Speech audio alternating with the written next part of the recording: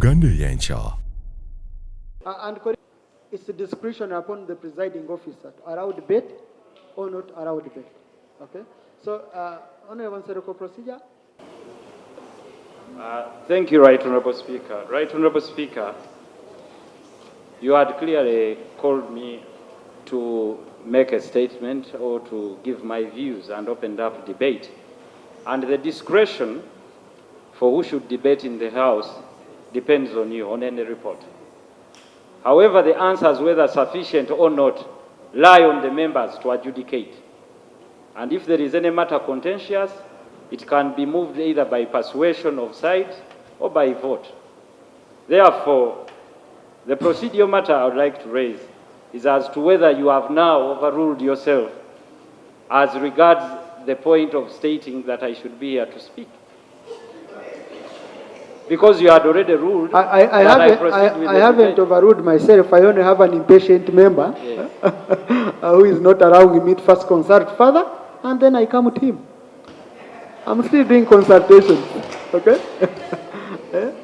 No, we are going to have a quick debate on this, but I just wanted to first hear from the minister if he had anything to say. I've keenly followed what the Honourable Leader of Opposition made in his statement. He raised many issues, some specific to my statement, others new, many old and already responded to, like you rightly said earlier, on a number of occasions on the floor of this House. But I want to say almost all unverified. So I find it difficult to respond to unverified concerns raised by the law without prejudice to what he said. But that said,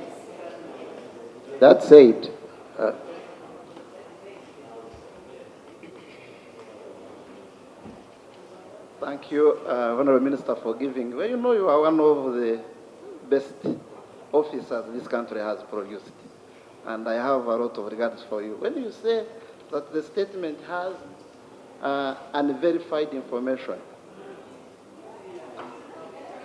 oh, the microphone is not on? Okay. IT? Yes.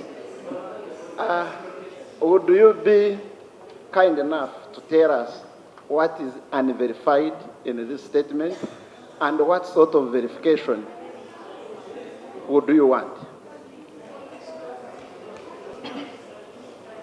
I think we are now going into the substantive content of the paper when you want me to respond to each line. But if I can speak to your request, I saw Lob trying to galvanize effort for his paper, include even the claim that Muslims are targeted, which I found objectionable.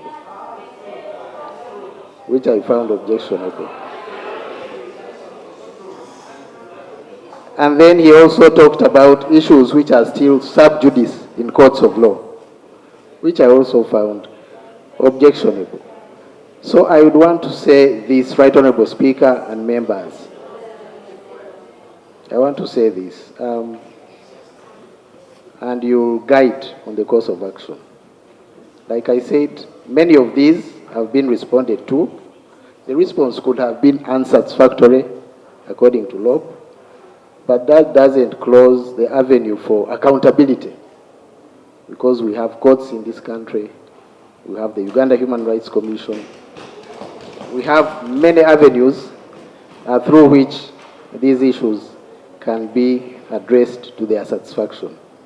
That said, I want to commit on the floor of this Parliament that government believes in the rule of law, and we believe in constitutionalism. But also we want to say that we shall guarantee civic space to the opposition and all Ugandans to exercise their rights and freedoms, but that right is also not duty-free. It's not obligation neutral, that it should be exercised with responsibility, with respect to the rights of others. I beg to submit, Right Honourable Speaker. Thank you. Honourable colleagues, the Leader of Opposition has raised issues, but also honourable members have their own issues and submission they want to make on the same. So, Honourable Sereko, starting with you. I would like to thank the Leader of Opposition, the Honorable Matthias Mpuga, for his statement, but also categorically pick on this one. It is so touching from a community I come from, which is the Muslim community, Honorable Minister. 5th June 2023, the home of Sheikh Yunus Kamoga, you all witnessed on TV, was raided. Children were beaten, women were beaten, and others were incarcerated. The police came up with a report 3 days later that it had apprehended 13 of those that were in the operation. But up to now, we don't know how far and what punishment or how far those investigations reached. The issue of the late Sheikh Chirevu was never addressed to the family after the twin bombings. Honorable Minister, what a marginalized community like ours demands, because it has been marginalized for so long, this is a reality. Since 1900, when territories were being parceled out in Buganda, we only go to one. So this is not recent. This is pain that we are carrying, whether it's promotion at duty, whether it's the political reality across all divides that we see today here. From the front bench of the cabinet to the judiciary to the executive, it's real. And we have to box ourselves in the room and not carry this only as a weapon of reflection of human rights, but proper marginalization of the community. There is pain that goes through our people, and it is real.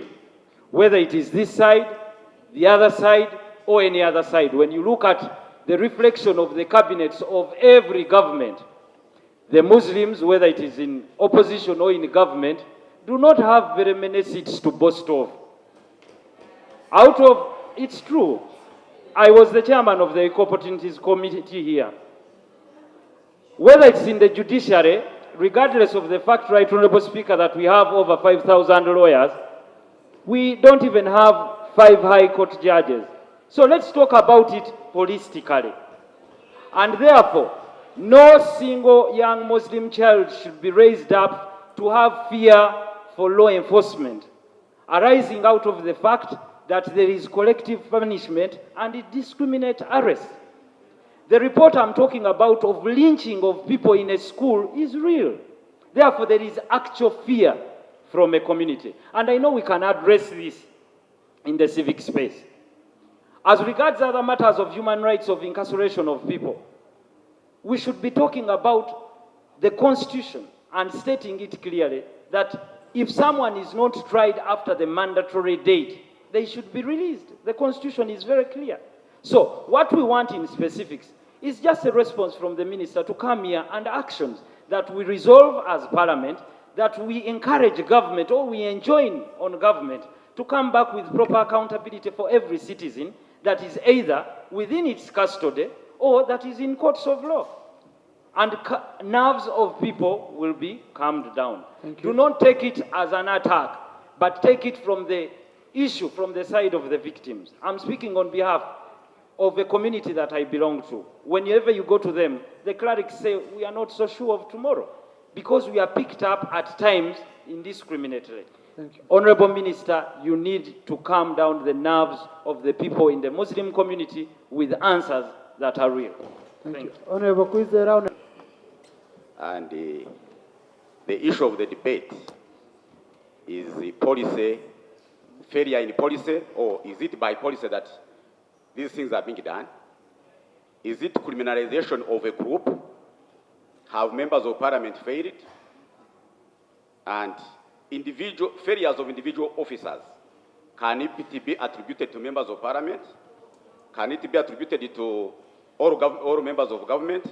So whoever has a responsibility has an accountability to make.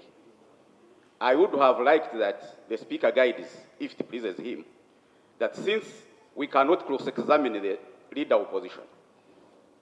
The report to be submitted to the relevant committee, where even the members of the families of those ones who have their people in prison will be accorded an opportunity to come and appear, and then the minister responsible also appears there, and we see the failures of government agencies who have failed to do their work, and in the end they tarnish the name of government. Honorable members and the Right Honorable Speaker, people who fight government are not necessarily those in opposition or ADF. They are those people who are employed in government, but they are dissatisfied and they fight government within. So I would think anybody who touches a citizen is actually an enemy of government. So how shall we do accountability when we are not specific? So we should be specific and scale down this to individual officers or departments that have failed. Otherwise, when we now listen to the law, this chamber we are in cannot listen to evidence and cannot cross-examine. So would I, if it pleases you, refer this business to the committee relevant? Thank you. Thank you. I'm happy with the report that was submitted. As the LOP was speaking, my blood was shaking because of the pain of those families. I am only disappointed on two things. One, the report seems to describe human rights as only political rights or the rights of fishermen without regard to others. Right, Honorable Speaker, there are people in Karamoja who are listening now and feeling bad that in the report of LOP, in that radar, his radar could not read the other parts of the country. It could not read. Maybe there will be another motion it will bring for the other parts of the country where we have people in cells. Or all those ones will wait for another debate on this matter. Because if we're talking about human rights, it should not be only restricted to the political rights of someone. And if somebody is defending his human right, is it only for Central or for the whole country? So, Right Honorable Speaker, I agree with my colleague, Honorable Kwizera, that this report be taken to the committee so that the rest of Ugandans can also submit and be heard, those that don't have opposition. Thank you. Honorable. But I pray it gets my attention. Mr. Speaker, I am lucky that I taught in the army for 10 years. And the general before us here knows it very well that military police is meant to discipline infantry. But when did the military police start coming on the streets to beat people? Mr. Speaker, I pray to the Minister and Minister of Defense, go back to the previous norms. Military police was never coming out. And now everybody is worried. Secondly, Mr. Speaker, Article 50 of the Constitution, Article 51, 52, gives a lot of powers to the Uganda Human Rights Commission. But, Mr. Speaker, when you talk about these investigations, the Human Rights Commission is mandated to even put up commissions of inquiry, where they invite people to interface with them. But what's happening with this commission, headed by Madam Nangadia, it has become a face value commission. Wangadia. So I pray, Mr. Speaker, that the issue of violation of human rights is not on one person. Mr. Speaker, I know members of parliament. We shall go for primaries. You know what happens between your side and our side? Everybody suffers. Any method of mishandling people, not dealing with the rights of the people, is not fair to parliament. I also agree. Let us use this Committee of Human Rights. But, Mr. Speaker, I still insist, with your powers and the Commission, let us look at the Committee of Human Rights. Is it supposed to be headed, is it an accountability committee or it's a sessional committee? This committee must be under the opposition to scrutinize what is done. Whenever I talk about beating people, use of guns, it is government. So, this, I can take the information, I remember. Now, honorable colleagues, I guided on information. Now, for me to keep track of the time. Okay? Yes. So, Honorable Chibumbi has switched on afresh. No. The information I wanted to give my honorable colleague is that we demanded all this from government. It is only proper and prudent from our side to demand the minister responsible to respond to these other things, not to comment on so many other issues. Thank you. Insist. The General Minister of Internal Affairs, kindly take back military police in this home. These days I even see them running traffic.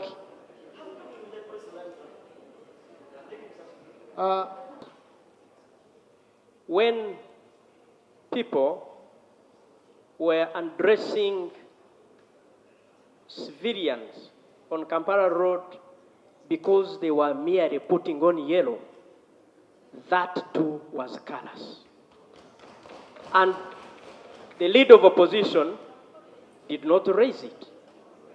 And that was not done by government.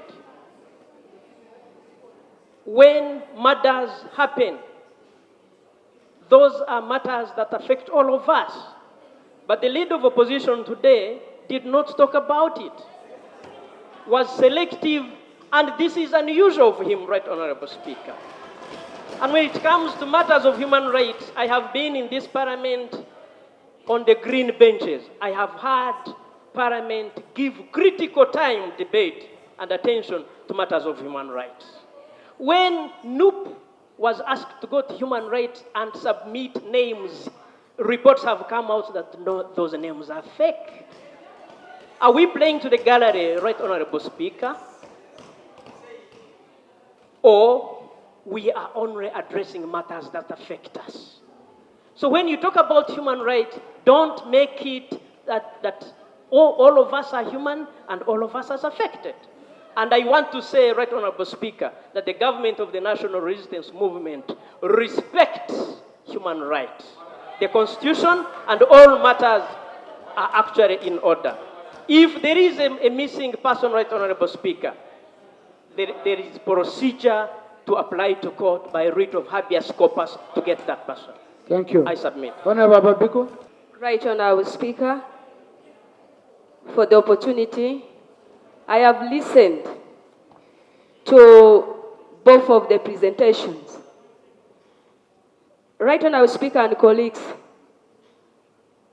as we seek for accountabilities, let us respect the government in power.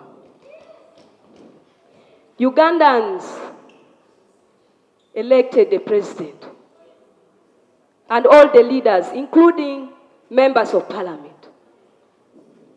If we do not respect us as leaders, let us not expect that others will respect us. So first of all, let's respect the government in power. Two, the assumption that suspects and victims only belong to opposition is wrong. Because I have people from my own sub-region who do not belong to opposition, but they have been arrested because they are suspects. So we should not tolerate illegalities. Uganda has several rules, several laws. And as members of parliament, we participate in legislation. If we do not respect the laws, who else will respect the laws? Therefore, as parliament, we should not condone abuse of our laws that we legislate. I experienced a bad incident in my region. People got murdered, others got hacked. But many people from opposition in my area kept quiet about the people who died, but they were raising issues about the suspects. It means we are not fair. There is a life that is lost. There is a suspect. Therefore, if we are talking about human rights, we should broaden our understanding. Thank you so much. Thank you. Now, Here, when a colleague is speaking, when you don't believe in their opinion or agree with their opinion, it's their opinion. They can never be out of order for submitting, for giving their views. When your chance comes, we shall also listen to your views. Jonam. Thank you very much, Right Honorable Speaker, for this opportunity. I have just one plea I want to make to the government. And this is based on an interaction I have ever had with some policemen. And the fact that I want to implore the government over is check with your security personnel and whether they are doing some of these things with their hearts or they are doing some of the things in annoyance. Many times we hear of order from above. Why I am asking if they are doing it from their heart or they are just responding to orders from above and they are not happy about it. And one of them told me, Emmanuel, I want you to know that many times we even realize that what we are being asked to do is wrong, but we still go and do it and we are hurt inside. And that is what I implore the government to look at. That you are having people that you are ordering to do certain things, but in their hearts, they are not happy. And I don't know how far they will continue to be happy without also reacting otherwise. I am not asking for them to turn against the government, but I'm asking that let's look seriously into that. I am bringing this because I had my colleague, Honorable Kwizera, actually brought out a point which is very important, that somebody who has done something wrong has done something wrong, and we cannot cover. And you never know that sometimes some of these people are doing it to sabotage you. So take note of that, and I urge you still, as I repeat, that check this, because you never know how far they go with what is happening in their hearts. Thank you, Madam. Father Nen.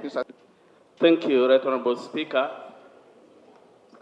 I listened to the report of the Leader of Opposition, and actually, he revealed his unhidden nature. Violence is not only happening in central Uganda, and therefore it should be assessed in that way. There are gun violence happening in the greater part of northern Uganda.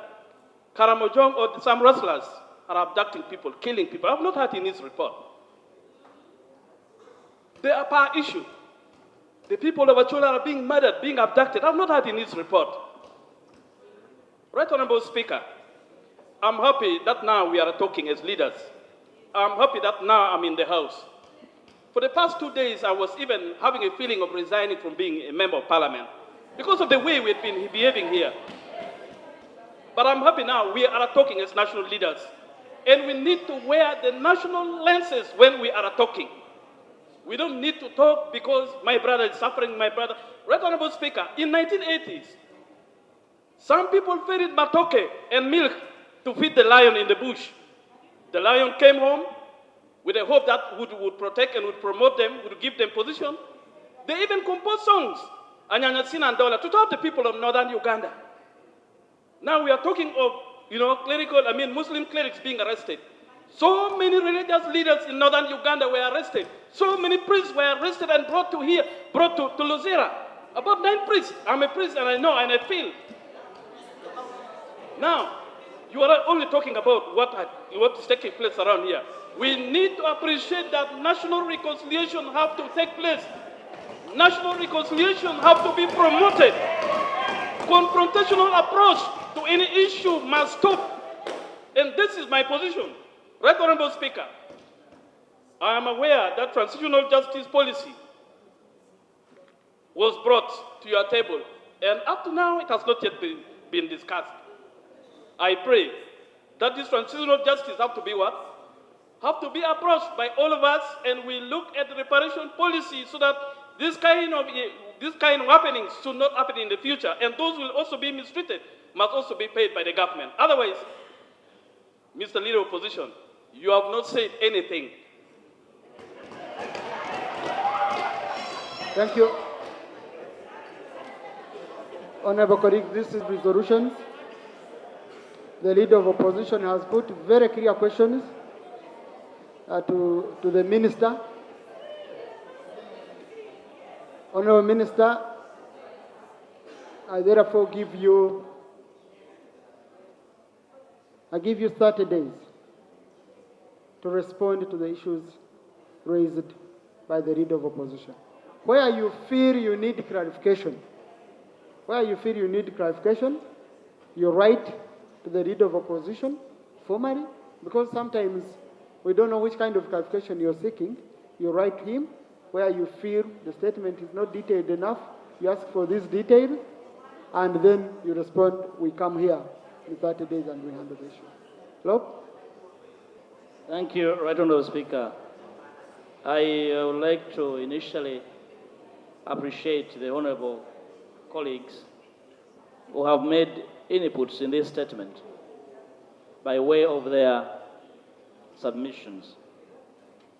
I appreciate the concerns of the Honourable Nakut, and I want to invite you to read the list on page 5. You'll see that Obongi is not in Masaka. So we try as much as possible to scan the country. But remember that perpetrators also undertake cover-up of their tracks. And therefore, that's why in my statement, not necessarily by way of indicting Parliament, I'm inviting members of Parliament to be alive to the troubles in this country. I can understand where my brother, the Honourable Kajirenge, is coming from. That's why we'll speak in whispers about injustice, but not bring them here, and he's expecting me to do his job. I invite you, Honourable Comrade, to rise to the occasion. I'll defend your right to defend your position day and night. I'll defend your right to be what you want to be. And I'll be the last person to accept anyone to mistreat you for your beliefs. So I invite you to be alive. Don't speak in whispers. If the violators are your neighbors, come and speak about it here. Please don't speak in whispers. Honorable Jessica, I'll look out for the dictionary meaning of the word respect, so that I can understand how a government is respected in the face of injustice. I can promise you, I'll look for it. I want to thank the Reverend Father Onen. You see, this is about our country. There are reasons why you were initially a priest and now in Parliament.